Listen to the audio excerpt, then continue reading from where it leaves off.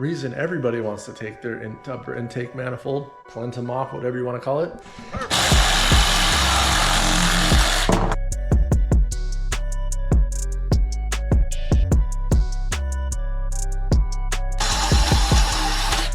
Yo, what is up, guys? Welcome back to the garage. Thank you for tuning in. And today we're gonna be doing some workout here. We got our extra VG30 engine. We're gonna be talking about the firing order on this bad boy, intake manifold, wiring harness, and just kind of what you're all gonna get into if you're gonna tackle this project. Now you might be asking yourself, Jesse, why would I ever want to take off this piece of machinery right here? Well, how Nissan designed this engine, see this right here? It's your valve cover. See this right here? It's your lower valve cover. This is for the exhaust side, that's the intake, and they leak. So, and to replace them, this has to come off. You also need to take this off to get to these little guys right here. These are your fuel injectors. Your fuel line runs underneath this upper intake manifold. So if you want to change out any of your injectors, this has to come off. So there's a lot of maintenance that has to be done on this motor. The reason everybody wants to take their upper intake manifold, cleanse them off, whatever you want to call it, underneath this thing,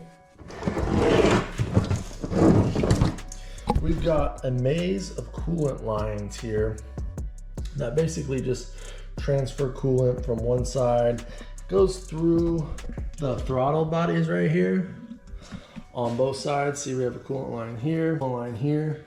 We've got coolant line. We're gonna have to reroute some stuff, but a coolant delete, this is the coolant delete that everybody talks about, is getting rid of these, which helps maintenance in the future. And we also have the EGR that taps into our manifold. This one has been deleted with a block off plate.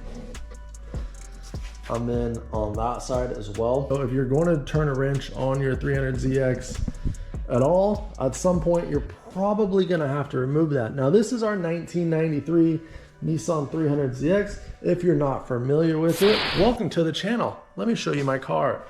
This is our 1993 Nissan 300ZX 2+2, our new seats we just installed. Very clean on the inside, nice, automatic, not nice. But anyways, this is how much room we have. It gets a lot more intense when it gets in the car.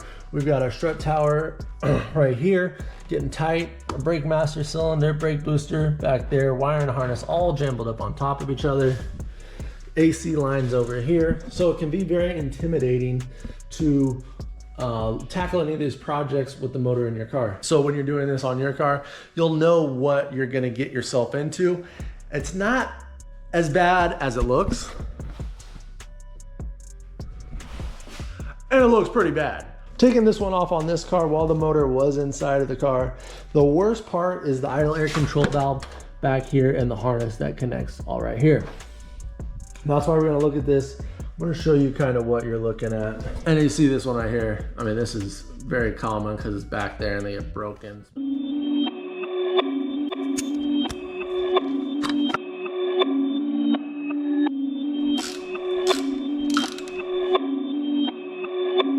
Perfect.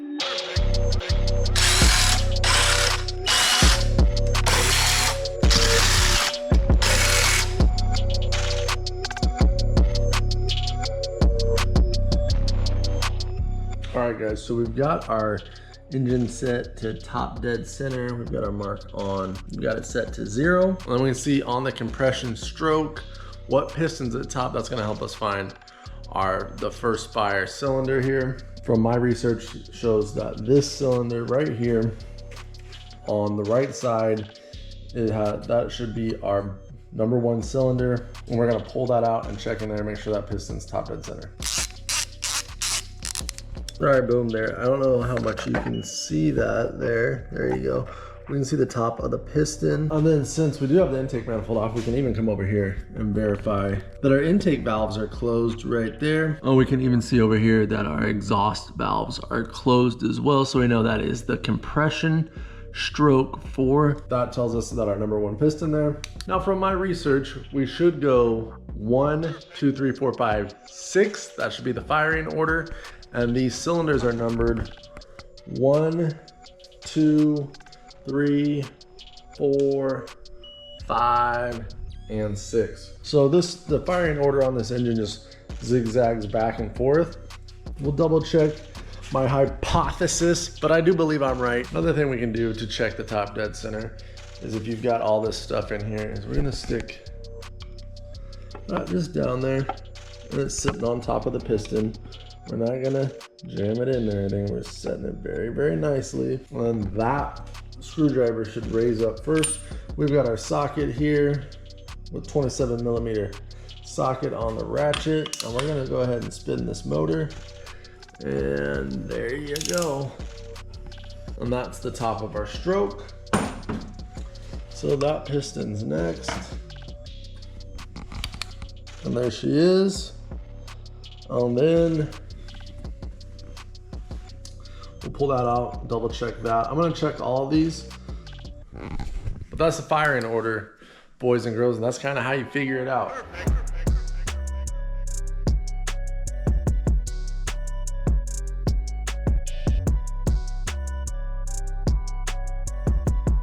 Alright guys, just in case you couldn't see on that engine when I'm pointing here, here, and here, we got our V6 engine here. This each cylinder bank. This is our number one. This is the right side. It's got our number one piston there, and then left, number two, and then our firing order is going 1, 2, 3, 4, 5, and 6. So 1, 2, 3, 4, 5, 6. Super easy. That's the firing order for the VG30 for our 300ZX. Boom, perfect. So quick little way, maybe you're new to the game on wrenching, maybe you're new to 300ZX, whatever. We just learned all something together. I didn't know what the firing order on this thing was either. Looked at some conflicting information on the internet, but now we knew. I figured, hey, we can go find out for real right now in the garage. So hopefully you guys learned something. You can figure out the firing order for any engine by, really getting hands on and check it, but it's not fun. Usually you can just Google search it and get it done for. So that was that. Now let's take a look at our intake manifold, since we kind of got it all pulled out of the way. And we'll start deleting some of these lines here. Once it's off the car, it's pretty easy. I'm just gonna have a 10 millimeter here. We're gonna delete this line. We'll have to reroute this vacuum line here, and we'll have to reroute some of these coolant lines. Coolant off of the back of the engine, where this and this one too supply those coolant lines. This is coming off the back of the engine, so we'll have to reroute this and loop it back together. But what we're gonna do is stop coolant from going through our throttle bodies, because we cool the air down with the intercoolers and then we warm up our throttle bodies. So we're gonna delete that and just make this Perfect.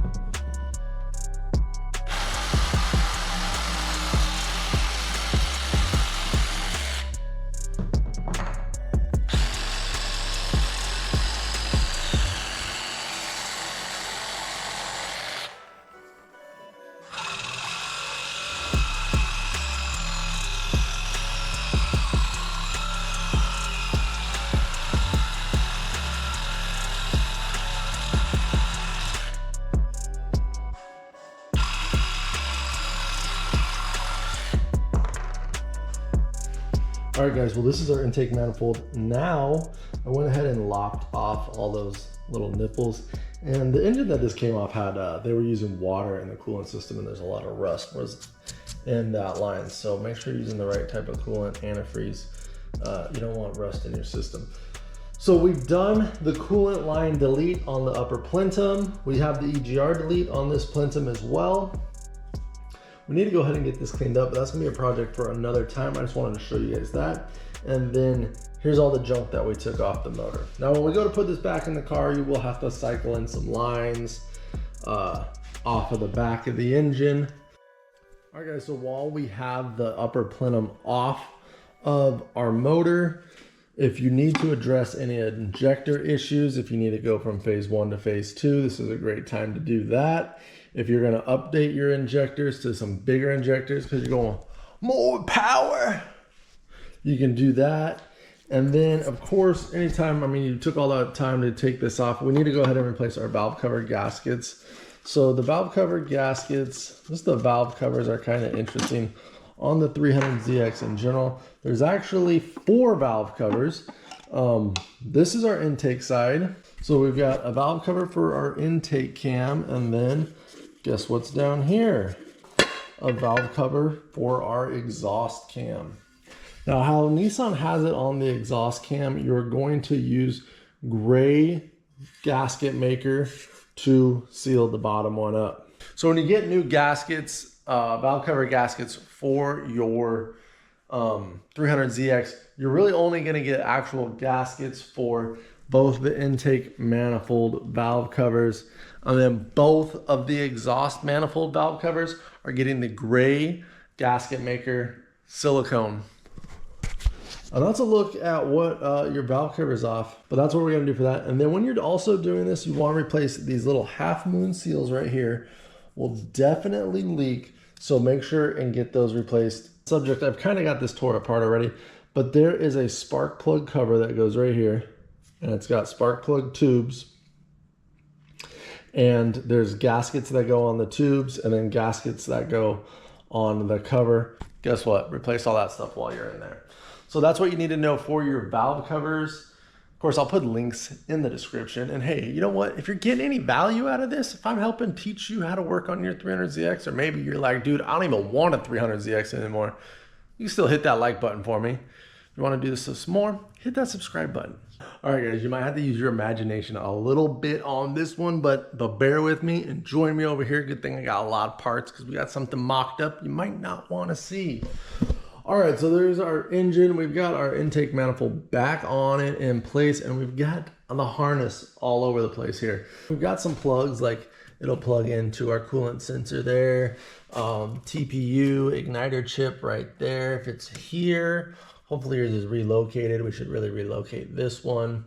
And then we've got some plugs over here where it plugs in, meets the car. And then some more plugs over here that are not on this engine. Pretty much nothing on this side is on this engine. But what I really want to talk about is this top part. I feel like people get all confused about this because we've got a ton of little clips. You know, these are all the injector clips. These are all the coil pack clips. Which one goes to what? You could number them, but they kind of just go where they go, and that's about it. It's kind of hard to mess it up. Not saying it can't be done. Just saying they're all a certain length and they go to one area. So let's take a peek at it with what we have set up here. All right, guys. So we've got our, wiring harness octopus that goes across the top of the motor. Now we do have to remove the balancing tube to get the harness to lay flat. And then once it does, everything just kind of goes where it goes, I know that sounds weird, but this plug can't go over here because it goes right there, and the same, this one's not going to go over here. And then of course our injector clips as well. I mean, it kind of splays out. It's hard to do it because we're not going to be able to fire it up. Obviously this is just a mock-up today, but just kind of get you thinking. Once you get it all splayed out, kind of lands in place, and of course you can mark it as you go, as you took it apart, or even better, take some pictures. Of course, we got our connections in the back, and then everything else that's on the car and not connected to the motor. So it's gonna look easier than it is, but it is doable, I promise you that. Let's just chill. Thanks for hanging out in the garage. I appreciate you guys coming out and hanging in the garage. Maybe you learned something. Hopefully you learned something. I know we've got a lot of new 300ZX enthusiasts always getting into the game. So taking off the intake manifold, I mean, it is like a task and it's a job, and like the worst part is the idle air control valve in the back, and just getting all those, it just gets so tight back there, and your hand is gonna be all, and it's gonna get cut up, and it sucks. But honestly, once that's off, it's a lot easier to work on.